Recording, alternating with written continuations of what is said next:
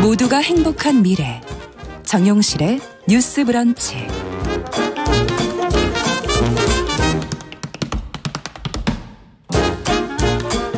네, 정용실의 뉴스 브런치 듣고 계신 지금 시각 11시 41분입니다. 자, 이번에는 대중매체와 사회문화 현상을 좀 깊게 까칠하게 들여다보도록 하죠. 손희정의 문화비평 시간입니다. 손희정 문화평론가 자리해 주셨어요. 어서 오세요. 네, 안녕하세요. 최근에 영화 속편들이 지금 대중 반응이 좋다고 그러는데 네. 오늘 영화 속편 얘기를 좀 해보자고요. 네, 그렇습니다. 공조2가 지금 개봉을 하면서 또 인기를 끌고 있고요. 예. 오늘 같은 경우는 이제 정직한 후보 2도 개봉을 할 예정입니다. 그렇군요. 네. 네. 그래서 이제 오늘 방송을 준비를 하면서 공조2를 보고 이제 정직한 후보도 보고 왔는데요. 네. 공조2 같은 경우에는 사실 이제 보면서 그런 생각을 했는데 이 말이 칭찬이기도 하고 비판이기도 할 텐데 예. 영화적으로 놀라울 정도로 무색무취한 영화여가지고요. 예. 특별한 개성이 없는데 반면에 예측 가능하고 가벼운 액션 코미디를 즐기신다면 2시간 즐겁게 보내실 수 있거든요. 그래서 어떻게 보면 이런 것이 이제 속편들의 특징이라고도 할 수 있을 텐데요. 네. 다만 공조2가 좀 재미있었던 건 한국 사회의 어떤 정치적 의식을 읽을 수 있다는 점이었던 것 같아요. 예. 이게 잘 아시는 것처럼 남한 경찰인 유해진과 북한 경찰인 현빈이 만나서 이렇게 티키타카하고 이런 재미가 공조1의 그렇죠. 재미였었잖아요. 네. 근데 공조2 같은 경우는 살짝 업그레이드가 필요하니까 이번에 이제 미국의 FBI가 붙어요. 다니엘 헤니 배우가 연기를 하거든요. 그래서 나오는 거군요. 예, 그랬을 때 이제 북한 경찰 현빈과 미국의 FBI 다니엘 헤니가 처음에 엄청 갈등하다가 우리가 또 예측 가능하게 이제 사이가 좋아지겠잖아요. 요 중간에서 남한 경찰 유해진이 이 상황을 조율하려고 엄청나게 애를 쓰거든요. 네. 그러니까 어떻게 보면 남북미의 관계를 영화 속에 놓아놨다는 점, 이게 좀 재미있었고요. 네. 둘째는 요 재미있는 경향이라고 생각하는데 북한과 미국의 공권력이 다 썩은 걸로 나오거든요. 다 썩었고 네. 와중에 남한 공권력은 썩었다고 할 수는 없는데 네. 약간 속내를 알 수 없는 음흉한, 예. 신뢰할 수 없는 이런 존재로 나와요. 예. 그래서 이런 감각이 영화 안에 들어있고 결국은 남북미의 공권력이 아니라 다 경찰들이긴 하지만 자유로운 시민들의 연합이 어려운 자, 이 영화 안에서는 이제 북한 인민이라고 나오는데 그 어려운 자를 구할 수 있다라고 하는 일종의 정치 불신 같은 게 영화에 깔려 있더라고요. 그렇군요. 네. 비판이 왜 나오나 했더니. 네. 근데 그랬을 때에 그러니까 이걸 이제 길게 말씀드렸었던 건 이 영화가 앞에서 말씀드린 것처럼 굉장히 완전히 오락 외에는 아무런 욕심이 없는 영화이고 그렇다면 이 영화가 이런 식의 정치적 의식을 담고 있다는 건 한국의 대중들한테 어필할 수 있다는 판단을 그렇죠. 했다는 의미거든요. 네. 그래서 요즘 한국 사회에서의 정치가 얼마나 대중들에게 신뢰를 못 주고 있나 그렇죠. 이런 생각도 같이 해볼 수 있었습니다. 네, 어쨌든 공조2가 개봉한 지 3주밖에 안 지났는데 지금 네. 예매 순위 굉장히 높다 그러고 정직한 후보가 이제 개봉을 앞두고 있다고 얘기를 해주셨는데. 네, 그렇습니다. 이게 그 당시에 이제 선거 무렵에 그때 이제 나왔었죠, 원이? 코로나 직후 예. 2020년 2월 정도였던 걸로 기억을 하는데요. 네.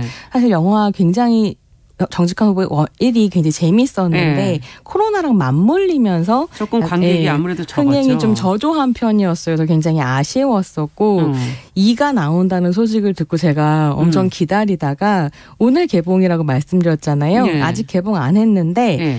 요즘에 보통 개봉 전에 유료 시사라는 걸 해요. 돈 내고 가서 보는 건데요. 그런 게 있군요. 네, 그 유료 시사에 가서 미리 보고 왔습니다. 네. 그래서 1편에서는 라미란 배우가 연기한 주상숙이라는 캐릭터가 진실의 입을 얻으면서 이제 벌어지는 일이었다고 한다면 2편에서는 이것도 업그레이드 돼야 되겠잖아요. 그러니까요. 라미란의 플러스 김무열까지. 예. 김무열 배우가 연기한 라미란, 그러니까 주상숙의 보좌관이 있는데 네. 김무열까지 진실의 입을 얻으면서 이제 함께 웃기는 거죠. 그럼 둘 다 진실의 입이면 어떻게 되는 거예요? 그러니까 엉망진창이 되는 건데요. 네. 두 배우 다 코믹 연기의 리듬에 있어서는 타의 추정을 불허하는 배우들이라 네. 보는 재미는 딱 보장되어 있고요. 믿고 네. 보실 수 있습니다. 근데 이제 이 작품 같은 경우에는 아무래도 정직한 후보 프랜차이즈의 어떤 특징을 가져가려다 보니까 1편보다는 자기적인 느낌이 드는 건 어쩔 수 없는데요. 예. 왜냐하면 또 거짓말을 못하게 되는 어떤 과정이 나와야 되는데 그렇죠. 이게 1편에서는 굉장히 자연스러웠다면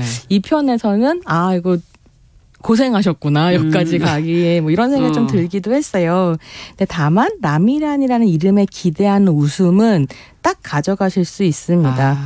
근데 저는 또 정직한 후보 2를 보면서는 이게 사실 요즘에 용산 대통령실에서 뭔가 이제 전 국민을 대상으로 듣기 평가하고 계시잖아요. 이런 상황들이 펼쳐지다 보니까 영화가 아마 이렇게까지 의도하지는 않았을 텐데 어떤 정치 풍자적 성격이 너무 시의적절해져 버렸고 뭐 지금 이제 영화 예매율 1, 2위를 다투고 있거든요. 그래서 정치 현실과 맞물리면서 좀 화제성이 더 커지지 않을까 이런 생각이 들기도 합니다. 네. 한 번 더 기대를 해봐야 되겠네요. 또 한산도 사실은 속편이지 않습니까? 네, 그렇습니다. 네. 이게 이제 요즘에 자꾸 속편이 나오고 또 어디에서는 뭐 3부작 이렇게 시리즈가 나오고 이러면서 속편과 시리즈의 개념이 헷갈린다라고 말하시는 이제 관객분들 많으신데요. 이 속편과 시리즈에 대해서 오늘 좀 설명을 드리면 좋겠다 그래서 싶어요. 언제 써야 될지 모르겠네요. 근데 사실은 속편과 시리즈 같은 경우는 엄밀하게 구분하기는 좀 어렵고요. 결국은 하나의 범주라고 볼 수 있습니다. 그래서 뭐 애초에 시리즈로 기획되었는가 아니면 1편이 너무 잘 돼서 속편을 기획하게 되고 그러다가 결국 이제 시리즈가 만들어지는가처럼 제작 과정의 차이 정도는 있겠지만 사실은 속편과 시리즈를 엄밀하게 구분할 수는 없고요. 그래서 다만 이제 이 시리즈 영화 범주 안에 다양한 형태들이 좀 있는데요. 그걸 오늘 소개를 해드릴게요. 네. 많이 들어보셨던 4가지 범주를 이제 오늘 말씀을 좀 드릴 텐데요. 일단 시리즈물의 대표적인 케이스가 속편이고요.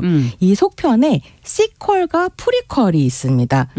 이게 뭡니까? 이게 시퀄 같은 경우는 전편의 이야기 다음에 이제 이어지는 시간상 그 다음에 오는 이야기라고 할 수 있는데요. 공조2와 정직한 후보 2가 이 시퀄인 거죠. 그러니까 과거에 어떤 사건이 있었고 2편에서 그걸 이어간다. 뭐 세계적으로 제일 유명할 뿐만 아니라 가장 많이 만들어진 어떤 시퀄 시리즈는 아무래도 제임스 본드 같은 영화를 떠올리실 수 있을 것 같아요. 이거가 비교해서 프리퀄이라고 하는 건 뭐냐면 첫 번째 영화 이후에 만들어졌지만 첫 번째 영화 이전의 스토리가 진행되는 속편입니다. 그래서 영화적으로는 속편인데 시간상으로는 이전 이야기인 거죠. 그렇군요. 쉽게 떠올릴 수 있는 예로는 몬스터 주식회사 와 몬스터 대학교가 있는데요. 이게 몬스터 주식회사라는 애니메이션이 굉장히 히트한 후에 몬스터 대학교가 만들어지거든요. 1편의 주인공들이 몬스터 주식회사 사람들이었던 거잖아요. 그러니까 앞으로 가서 이 친구들이 몬스터 주식회사에 입사하기 위해서 대학에서 공부한다는 얘기가 이제 몬스터 대학교거든요.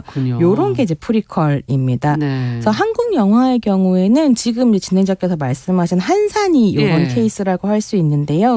명량의 성공 후에 한산이 기획됐는데 사실 한산도 대첩이 명량 대첩 몇 년 전이거든요. 5년쯤 전이거든요. 명량 회전이 마지막이었죠. 그러니까 이제 프리퀄이라고 할 수 있겠고요. 근데 좀 특이한 건 배우가 동일하지 않기 때문에 최민식 배우가 명량, 박해일 배우가 한산이었기 때문에 이게 또 일반적인 프리퀄은 또 아니고요. 좀 특이한 형태의 시리즈라고 할 수 있습니다.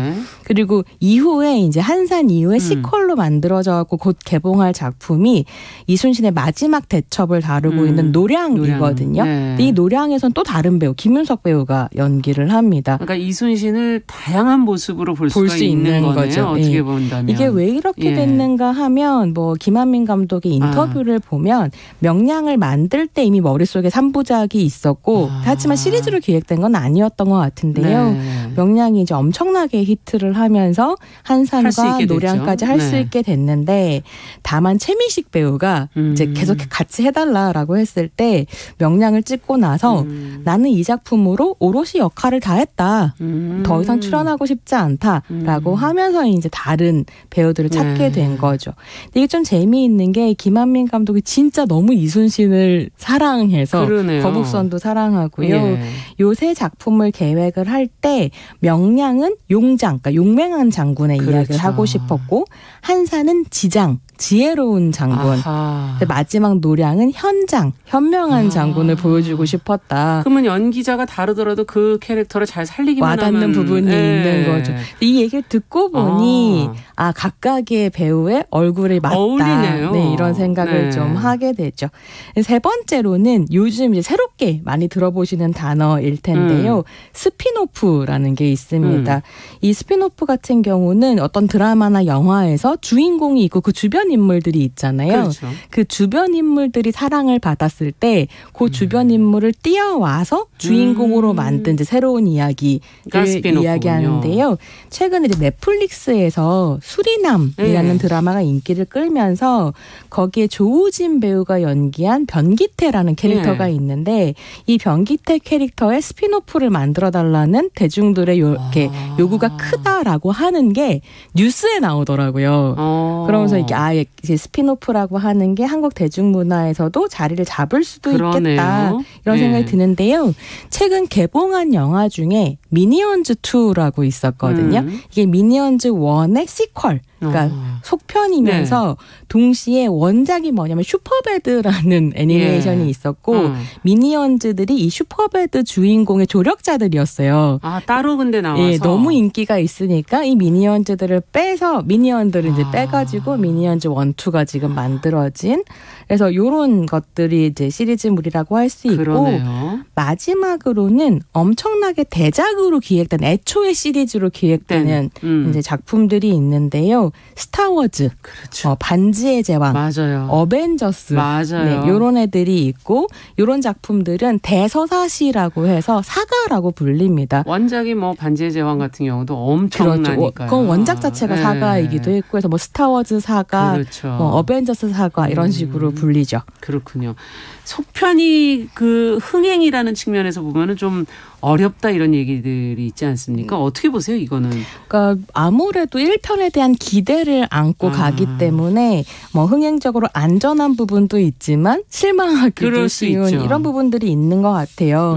그래서 이 시리즈물의 성패라고 하는 건 아무래도 성공한 전편의 세계관을 잘 이어가면서 속편만의 재미를 강화하는 것 혹은 뭐 시대에 맞게 업데이트하는 것이라고 할 수 있을 텐데 잘 만들어진 시리즈로 꼽히는 건 한국 영화 같은 경우에는 범죄도시 2를 이제 상업적으로 꼽아볼 수 있을 것 같아요. 저희 문화비평에서도 한번 다룬 적이 있는데 마동석을 중심으로 하는 마동석 유니버스의 재미를 그대로 가져가면서 거기에 이제 동시에 1편에서 문제가 되었었던 뭐 룸살롱 씬이나 혹은 조선족 비하 같은 것들은 이제 배제하면서 시대에 맞는 감성으로 업데이트를 하고 그런 건 바람직한 방향이네요. 끈 게 있죠. 그래서 사실 관객들이 예상 가능한 걸 좋아하거든요. 너무 예상과 다르면 좀 불편해하는데 그렇다고 해서 똑같은 걸 보기를 원하지는 않아요. 그럼요. 네. 그래서 이 세계관을 잘 요리하면서 시대에 맞추는 것 그렇죠. 이게 이제 시리즈의 어떤 과제라고 할 수 있겠습니다. 네.